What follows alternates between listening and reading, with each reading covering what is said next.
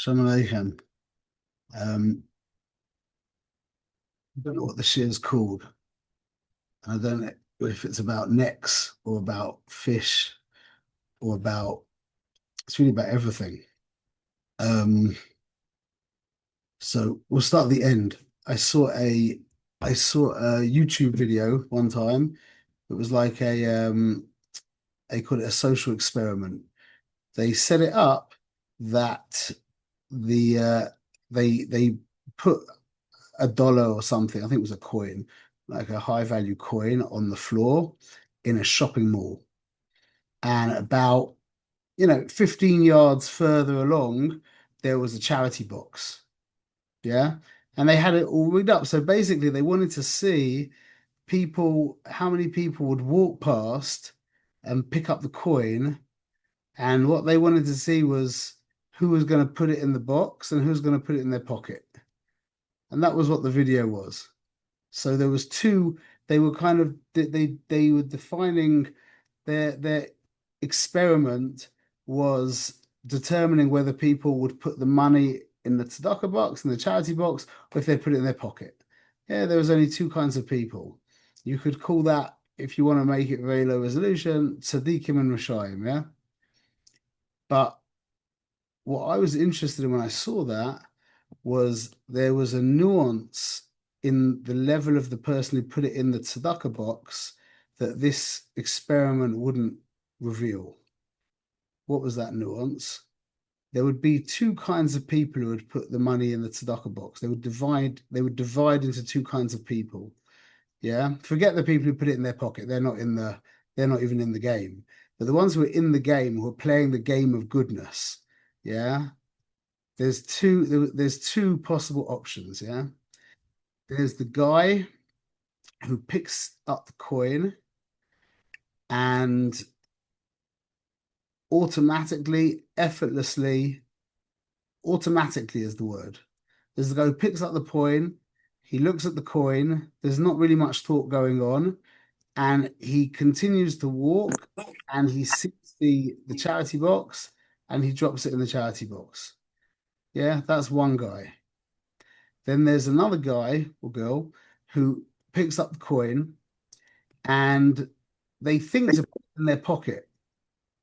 They really want to put it in their pocket. But then they see as they're walking, now they see the charity box. And now some thoughts come to them. Could be many different kinds of thoughts. It could be on a very low level. Well, I once saw this social experiment on YouTube and maybe I'm being videoed. Yeah. Or it could be, well, if my kids found that money, I would have liked them to have put it in the tzedakah box. Or it could be, well, if I put it in the tzedakah box, I'm going to go to heaven. Or whatever it is, there's a voice that pops up. The instinctual reaction is put it in my pocket. Then comes an external influence, yeah. Although it's an internal voice, that's considered an external influence in this sense. Comes this external influence, and so to speak, convinces them to put the money in the tzedakah box. So that happens in when we're in our houses the whole time, yeah. When you see something lying on the floor and you can't be bothered to pick it up and you're about to walk past, and then you just think, if I saw my kids walk past that, yeah, I would tell them to pick it up. So I should probably pick it up myself. So what's the difference between those two levels? You see that social experiment didn't reveal that nuance. Yes, and the level of the people who put the tzedakah in the tzedakah box, there were these two very distinct levels. We could say there's the person who is good and the person who does good.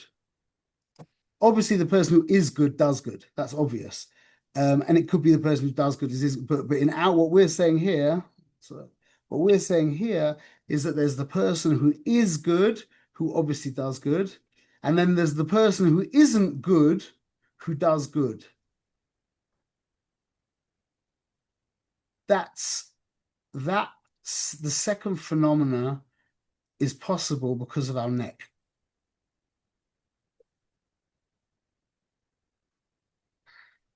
that second person exists. Who is that? And whose iPhone? Is that Amir? Yes. Oh, Shalom Amir.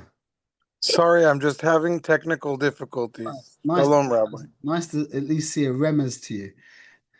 Shalom Aleichem. I'm sorry, I just don't know what's going on with it. So, so so But I'm listening. it's the neck.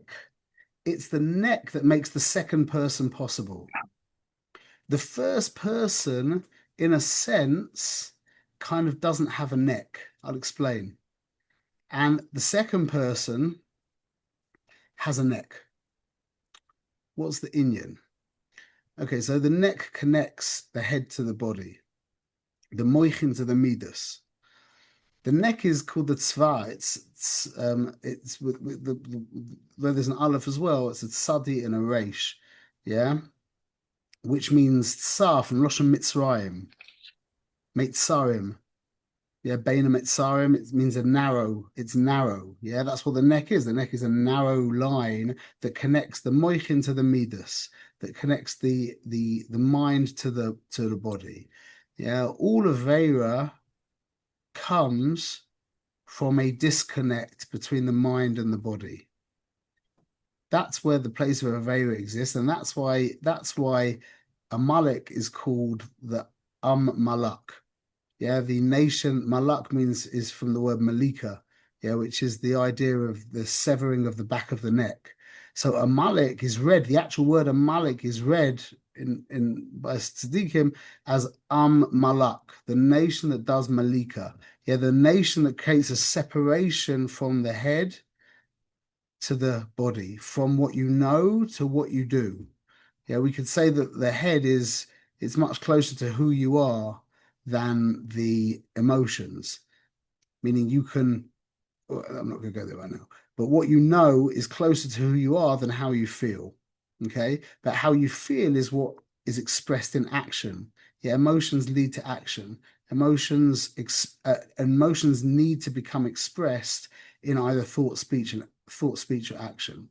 So Amalek is the koyach in the world that separates the head from the head from the body, the intellect from the emotions. And that's why Amalek is Loshen Suffolk. Yeah, as everyone knows, that the gematria of Amalek is Suffolk, and Suffolk is the same oisius as the word psak, which is like psik resha. Yeah, the idea of psik resha on Shabbos is when you put off the head of the chicken. Yeah, psik is the idea of breaking the neck.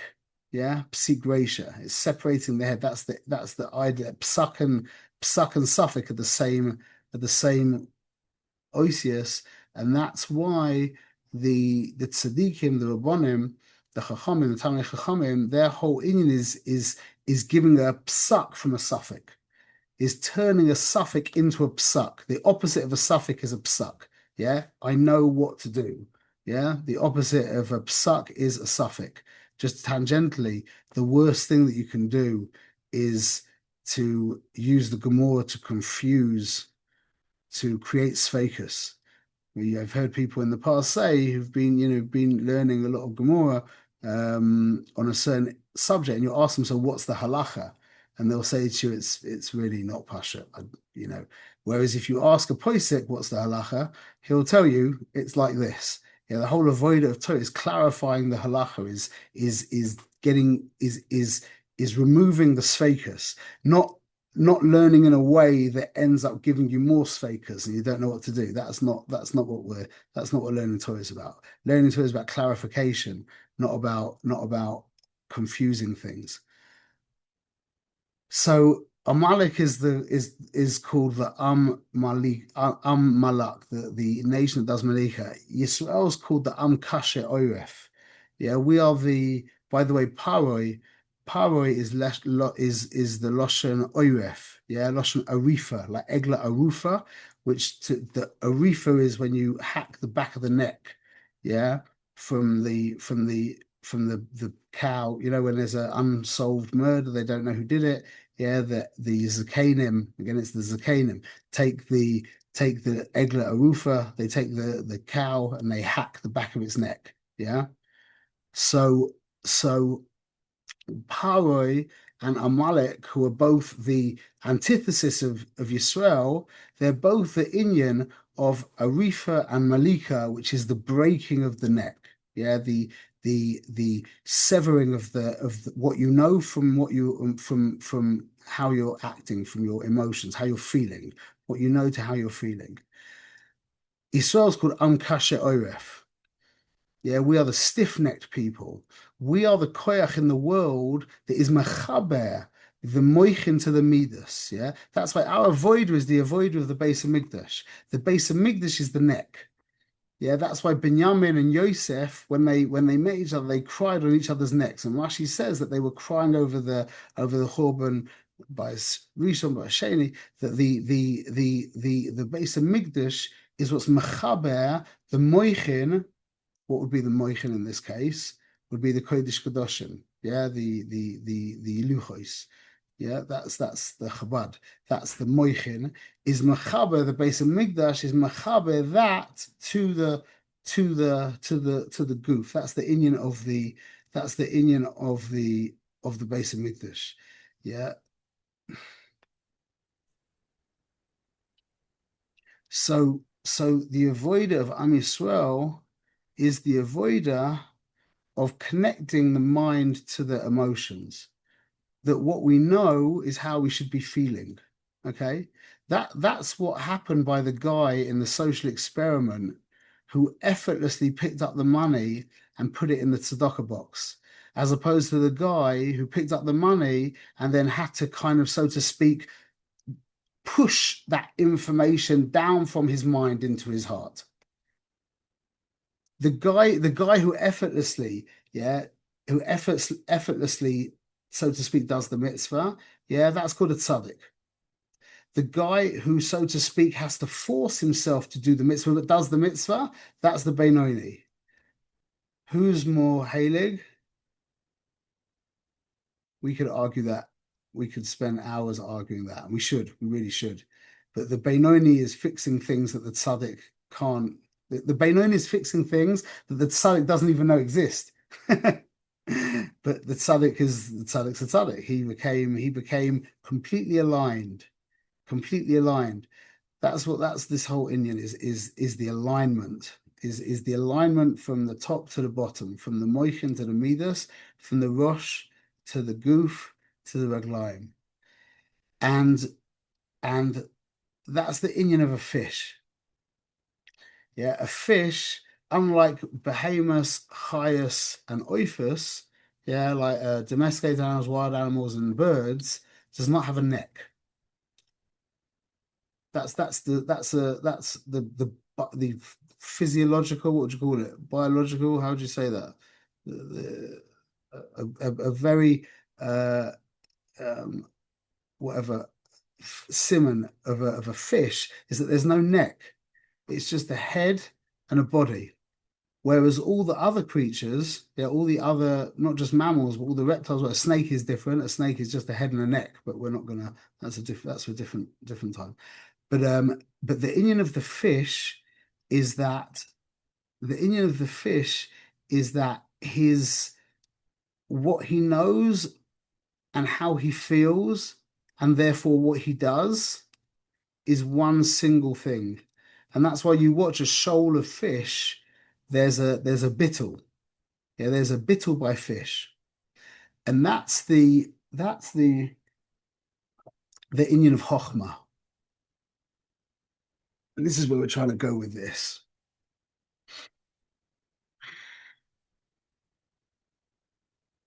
What are the four courses that we eat on a Friday night according to the Minhag Yisrael? Yeah, the four courses are fish, soup, meat, fruit. Yeah, and on Shabbos day, the Minhag by the Hasidim is fish, eggs, meat, fruit. Okay, it does. There are minhagim that get a little more complicated, but that is the standard minhag in amongst Am Yisrael is, let's just talk about the Friday night. Yeah, fish. It's the same Indian, just soup and eggs are the same. We're not going to get involved in that. But fish, soup, fleish, payus.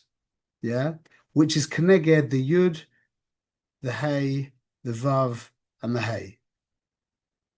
So let's go. Let's start from the back. Let's go from the end. Yeah, payus is malchus, which is the final hay. Yeah. Mhm. Payus is the final hay, yeah, which is Malchus, which is where everything flows into. That's what Malchus is. Malchus has nothing of its own; it just receives from all the above. That's what a fruit is. A fruit is the final product of the tree. Everything of the fruit flows. Everything of the tree flows into the fruit. Okay, so the fruit is Malchus. Why is the flesh, the vav, the six midas? Because we say roife cholbos mafli lasos. Yeah, the whole Indian of a Sheh Yotza, which is basically a prayer on the flesh, is that it's the flesh of the human being that is machaber, that joins the higher to the lower. Yeah, which is the Indian of the six midas. Yeah, that's the emotions. Then beyond that, I should have gone the other way. Beyond that, I'll say it backwards afterwards quickly. Beyond that is the soup. Yeah, that's liquid. That's the Indian of Bina, because it's liquid that makes things grow. It's liquid that gives things their length, depth, and breadth. Yeah. And then the highest level in this breakdown is the Yud, which is Chochmah, which is the fish. Because the fish are bottle. The fish actually have a din, al pi halacha, fish have a din of water, meaning you can actually toivel in a barrel of fish.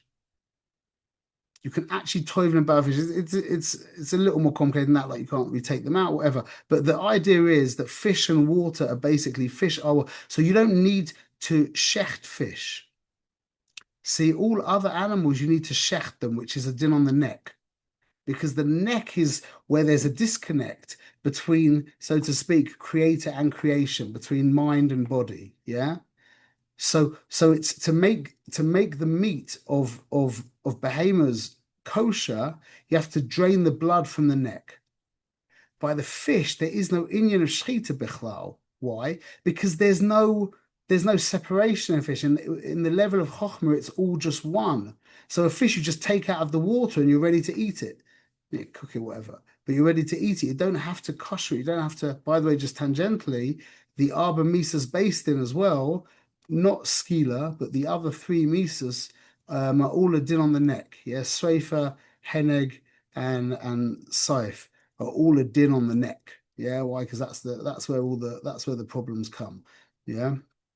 So the fish are considered bottle, which is chokhmah, and that's the Indian of everything is aligned. There is no dichotomy. There's no duality in a fish. Just like that guy who effortlessly gave the tzedakah, there was no duality. The other guy, there was a duality. There was what he wanted to do and what he actually did do. That was he bypassed what he wanted to do and did what he knew he should do using external force. That's a normal human being. That's us. Yeah, where we do good. We might not necessarily be that good, but we do good, even against our emotions. So what is it that allows the fish to be? Why is the fish like this? And this is really the takeaway from what we're saying. We'll finish up. The fish is like this because the fish is completely immersed in water. How do you become like the first guy who picks up the coin and effortlessly puts it into the tzedakah box, which is really where we're heading for? That's called geula. That's geula. When the base of Migdash is there, there's not going to be this idea of having to fight to do good. That's the Indian of Hashem removing the Ruach HaTumah from the world, means like lahavdil, like an animal in Africa, like the wildebeest in Africa, yeah. In whatever, in February or March, whatever it is, they just kind of look up and they just start walking, 2,000 miles north. No one told them to do that. Yeah, or the birds who migrate, or the otters who know how to build dams, etc. That's all intrinsic knowledge. It's not like they have knowledge and then they're doing it. It's the knowledge and them are just one thing. And that's why the Rebbe, the Alter Rebbe says in the Geras HaKodesh that in Asid Lavo, we're not going to be learning the nigla of the Torah. We're going to be learning the pneumius of the Torah. Why? Because you'll just know what to do. Like Lahavdil, like a wildebeest just knows to walk in that direction as opposed to that direction. You're going to know exactly where the tefillin go. You're going to know You're just going to know exactly the time to put on tefillin. You're going to know exactly what needs to be written in the tefillin. You're going to know if your tefillin are kosher or not kosher. You're just going to know because that's the removal, or so to speak, the removal of the neck, or that's the base of Mikdash in place where there's a free flow from the mind to the emotions. And so what is it that gives us that? What's our avoider that helps us become more good? Not to do good, but to become more good.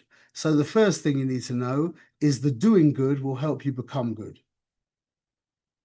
That guy who picked up the coin, who wanted to put it in his pocket, and because of whatever external pressures decided to put it in the tzedakah box, yeah, he just became a little more good, unless he was doing it for like really ulterior motives. But if he was just like a normal person, yeah, maybe feeling a bit guilty or something like that, yeah, then he just became a little bit more good. So that's very important. That's the first thing, yeah. By doing good, you become good. But then I don't know which comes first. This is the other way. And I'm just going to read you the Gemara in Brochas, and we'll finish with Rebbe Akiva. Okay, Tanu Banan. Pam Achas Gazra Malchus Russia. Yeah, the evil Romans made a decree for the ask Yisrael Torah. You're not allowed to learn Torah. But Papa's Ben Yehuda, Matzu Rabbi Akiva, he found Rabbi Akiva. Shaya Makil Kehilas Barabim. He was gathering Yidden publicly. The Oisik B'Torah, learning Torah. Amalei says Papas to Rabbi Akiva. He was a like a Russia basically. He says Akiva. It doesn't even call him Rebbe Akiva. He says Akiva. Atamis Yare mipnei. So Atamis Yare mipnei Malchus. You're not scared of the Romans. Yeah. Amaloi says Rebbe Akiva back to him. Shulchan Moshel. I'm going to tell you a Moshel. This is the very famous. Everyone knows this. Yeah, the very very famous Moshel. Lama David Doima. What's this thing like? L'shoal shahaya mahaleha governor that a fox is walking on the riverbank of a river, yeah. Ra'ad dagim, shom is kabetzim makom lemakom. He sees fish that are gathering from place to place, but that's a very important point, is that they're gathering. We have to gather. Always, you don't have to always get together. Yeah, you can't do this alone. Always get together. Omer lehem, says the fox to the fish. Mipnei ma'atem borchim. What are you fleeing for? What are you running away for? Amuloi. The fish said back to him. Mipnei Rishosoi Shemavim Aleinu B'nei Odom. Yeah, that men are trying to catch us with nets. Amalehen, says the fox. Rutsoy nechem sheta'alu liyabosha. He says, get up, come onto the dry land. Be with me, you'll be safe. Yeah. V'nodu ani v'atem, and I and you will dwell. Kashem shudaru avoisaitim avoiseichem, just like my ancestors dwelled with your ancestors. So this is the fox talking to the fish. So the Pashup Pshat is Esav and Yaakov live with each other. Yeah, because Esav is Edom and Yaakov is Yisrael. I thought it was a remiss to the Indian of evolution. Like, my ancestors and you, we just look different now, but we were all the same. By the way, you should know, as a side point, that if you learn that on Bana Kodesh, on the Chumash, it comes out that he didn't believe in evolution, in that he believed that the original dot came from the Ribbono Shel Olam, but he explains that there was only two things made in creation.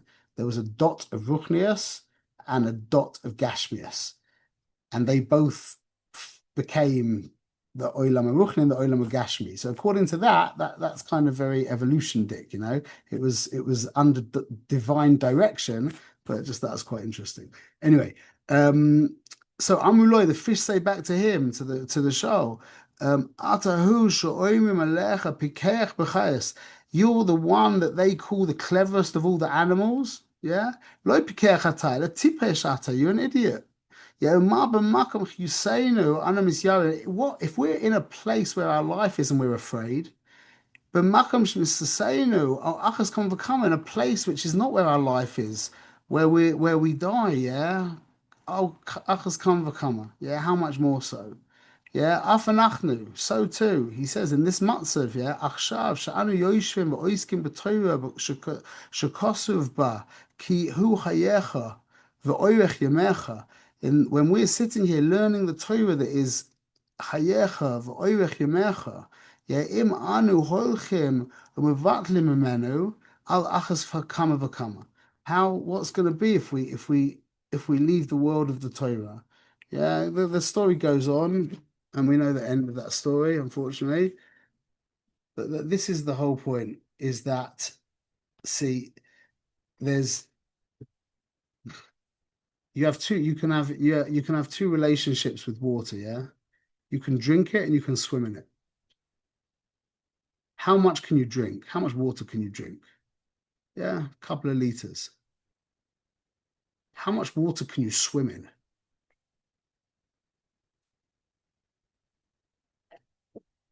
That's an amazing idea. You could swim in infinite water.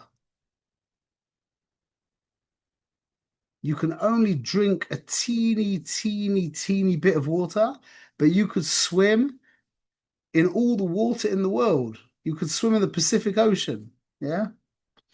That's the inyan of Soviv Kwalman and Malik Kwalman. The inyan of the surrounding light and the internal light, which in other words is called a Kodesh Baruch Hu and the Shechina, which in other words is called Torah and Am Yisrael. Am Yisrael is the chelik of the Rebbeinu Shalom that enters into the world, a teeny, teeny, weeny little bit. The reason why we're able to be that is because we live in Torah, because we're swimming in Torah. The reason why we're able to be that teeny bit of light that actually is compatible with the world from Hashem is because we are immersed in Torah, which is called Soviv Koalmin, which is the light that isn't compatible with the world, but it's shaykh to the world. That's why it's called Soviv Koalmin. It surrounds the world. It doesn't enter the world, but it's shaykh to it, but not compatible with it. That's what Torah is. That's what Torah is. And the way that we become like the fish, which by the way is the inyan of Yonah, which after the whole Aseret made tshuva by Yom Kippur, yeah, the finale is that we're swallowed by the fish, so to speak. Yeah. And that's the inyan of the Leviosan, that we're going to eat the Leviosan, the Asid Lavoi, the great fish, and we're going to also make a tent of his skin as well, surrounded by it and internalizing it as well. And that is the avoid of becoming that, having that alignment, like we said, of that guy who effortlessly does the mitzvah, is by in trying to immerse ourselves in Torah as much as possible. And that doesn't mean just learning Gemara. That just means that just constantly be steering the conversation to Inyane Torah, whether it's halacha, whether it's pnimius, whether it's agadata, whatever it is, be shakua in Torah. Have a seder where you're learning agadatas. Like, it's very difficult when you're learning like Shmaisa in the Gemara, yeah, to sit with people and talk Torah.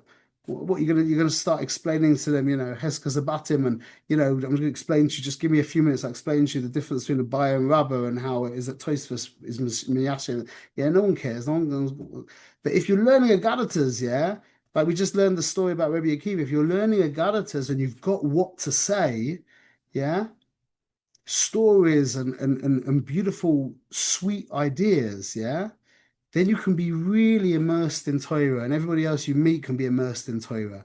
And that's really the message I wanted to give over today. Okay, so we should be Zocher to Mamish. That's the bracha of La'asoik b'divrei Soira, to become immersed in Torah and constantly be steering the conversation to Torah. Try and be as Torah-dik as we can, and then before we know it, we will be Torah mamash. We really will. B'ezrat Hashem. Okay, everyone should have a good evening, a good morning. Kultiv. Thank you, Rabbi. My pleasure.